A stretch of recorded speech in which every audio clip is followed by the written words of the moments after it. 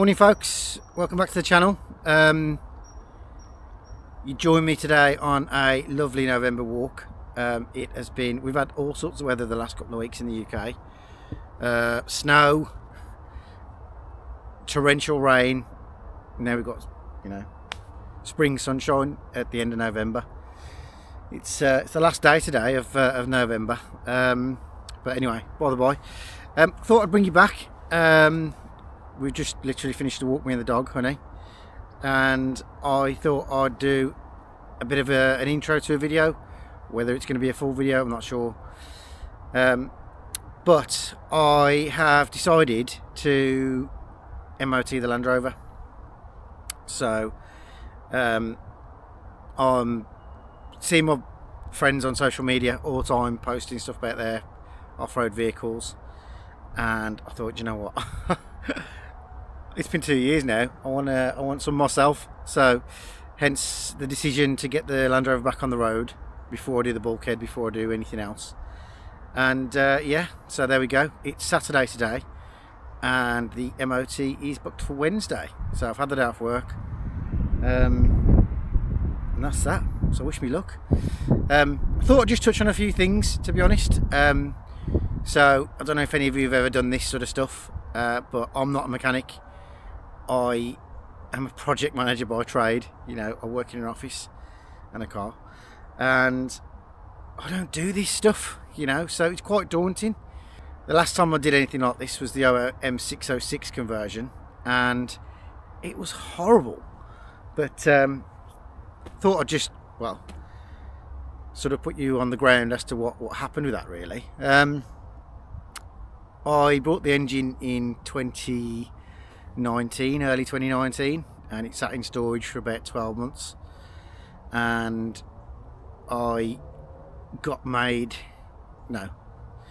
when obviously the big C word happened, I got put onto furlough. So I wasn't happy with the original engine in the car, so I decided to put the OM606 in, and basically about 10 or 12 days into the furlough, I got called back into work, which was good. I couldn't sustain being off work, so I had to sort of abandon my leave halfway through the engine. So I had sort of 12 days rebuilding the transfer box, gung-ho, whatever, and then it wasn't finished. So I had to then basically do every sort of minute I could of a weekend to get the engine installed, and it was a bit of a compromise, if I'm honest. Things weren't as good as I'd have liked, and the big thing is with an engine conversion like that, everything is custom, bespoke. The radiator hoses I had to make, power steering bits I had to chop, automatic box cooler, all that sort of stuff. I had to find it all out, and it was always a bit of an unknown. And I think the engine was quite high mileage as well. It had a bit of blow by, so I think it was the sort of wrong engine to put in the car. But anyway, I did 1,000 miles in it, and on the way down to a camp with my friends down in Essex, it developed the most horrendous noise. And what had happened is, on the OM606 conversion, the conversion I used, it was a recognised conversion. It was by a company called GasFab, and what they do is, the Mercedes flex plate is a two-piece item that's riveted together, and you have a spacer block and then a Land Rover flex plate, or sort of TD5 spec flex plate, which goes to standard V8 torque converter. So it's sort of a mismatch between all three, and then that obviously the rest from there backwards, torque converter, gearbox, etc., driveline, is all Land Rover.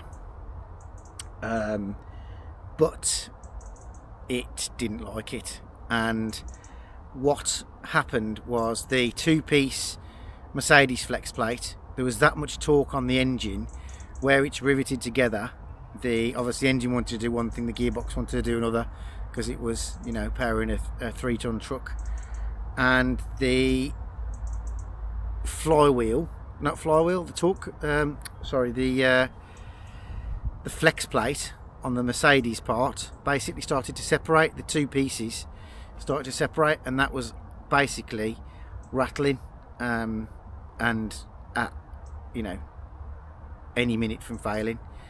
And that happened down by Stansted Airport, I think. Stansted Airport way, I don't know. Anyway, it's 2.5 years ago. So I had to be recovered from there to the Midlands, and it took 7 hours. And I had my girlfriend in the car, my dog in the car, and it just wasn't a nice experience. And then, you know, well, probably about 3 hours waiting to be recovered, and then a 4-hour journey back, and it was just not nice. So that's hence where I'm at with the V8. I decided that I wasn't going to have completely custom installation, and that's why I've gone as much factory as I can. So anyway, that's enough waffle. What I'm going to do for the rest of the day is I'm going to go over, just clean the car out a little bit, you know, get rid of any wayward nuts and bolts so the MOT man doesn't see them. Just because I've upgraded hardware, not because I've left any nuts and bolts out. And I'm going to change the wiper blades because they're probably 5 or 6 years old and need doing. And I've just got some door seals to do because I want to smarten the car up a little bit. But other than that, it's ready, it drives, it starts, stops. Over the last 5 or 6 years of, you know, all the brakes are brand new, brake lines are brand new. It's got braided flexies, you know, suspensions all brand new, poly bushes are all brand new, swivels are all new. It is literally like new underneath. So I'm not too worried over the MOT. Obviously there's always a concern, but you know, so we'll see how it goes. I think I might leave it at that for this video, and next video I might bring you back doing a bit of driving around in it, who knows. But yeah, so I decided to shell out for the insurance, so it's insured, and I can legally drive to a test centre without any tax. So all legal, ready to go. So yeah, do I do some testing? Don't know. Now what I'm going to do, my plan is, so I've got the day off work Wednesday. Where I work, it's on a private trading estate, it's actually gated off. So I'm going to take it to my work and drive it around the estate, get some test miles on it, clean the brakes up. Obviously it's been sitting for a couple of years, and take it for the MOT from there. So wish me luck, and hopefully I'll bring you back with some good news.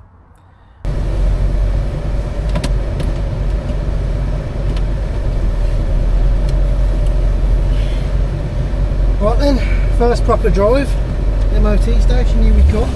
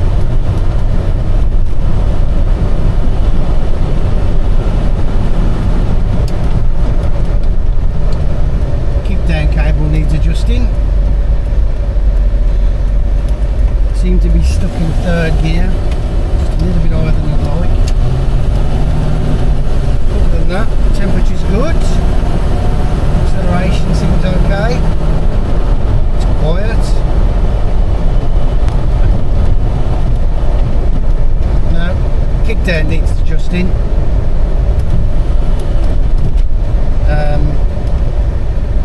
It's quiet. Temperature seems okay.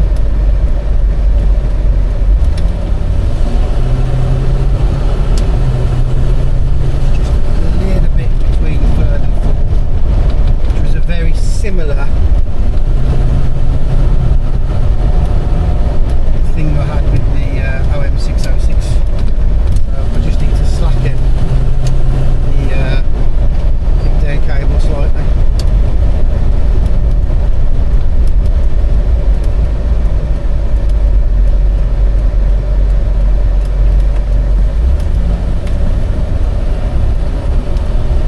I'm now on a private road, so I haven't got to worry about the police, even though I'm booked for an MOT and it's insured. Now to do some testing.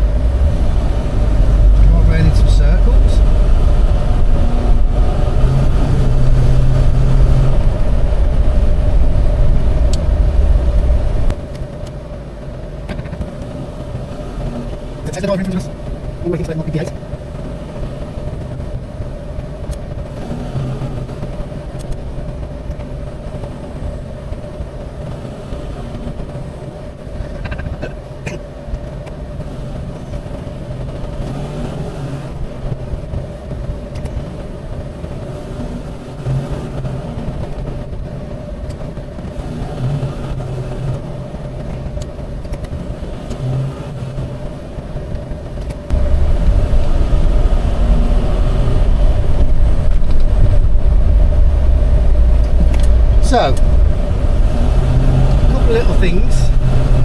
Kick down cable needs adjusting. Power steering pump is a little bit noisy.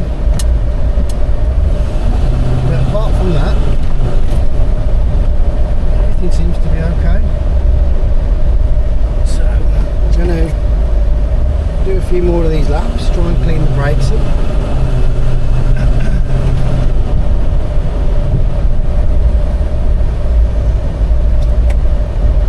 Bit.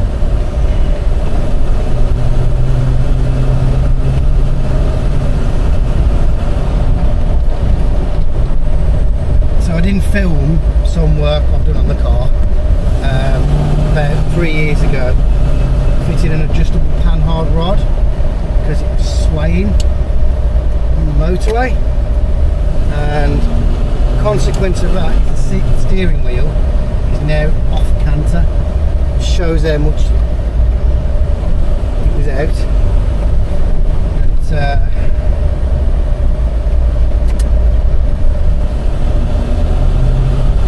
fortunately, it's one of those things I've got to live with for a bit. Just get up and go on it. Quite refined as well. Doesn't sound like it's screaming.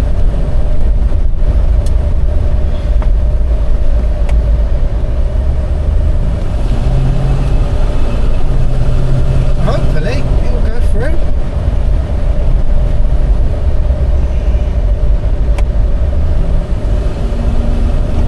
I'll drive around this a few more times, see how that temperature works.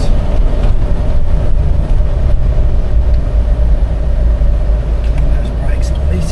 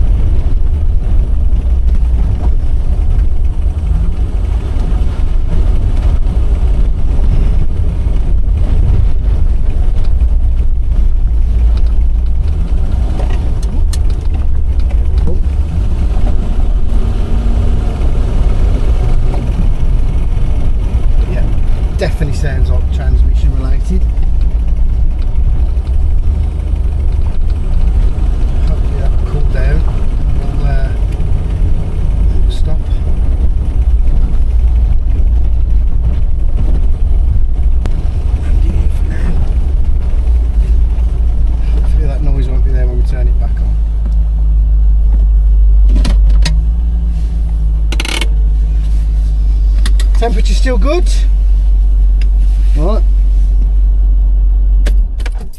Wish me luck. So,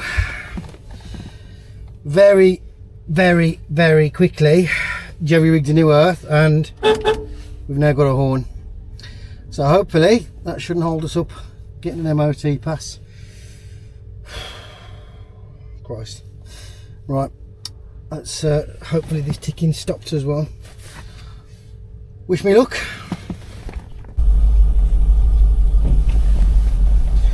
Right.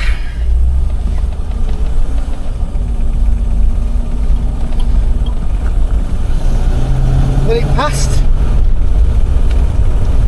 It passed. No advisories, even though I had to rig an earth for my horn, which was fine because when he tested it, it still worked. So, what's now?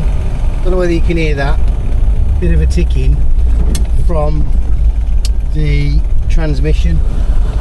So I am now going to take it via a fuel station home and investigate what's going on with this ticking noise, and with a bit of luck it'll be something simple. So I'm going to end the video here and thank you for watching. There we go, first drive MOT done. Thanks for watching, see you on the next one.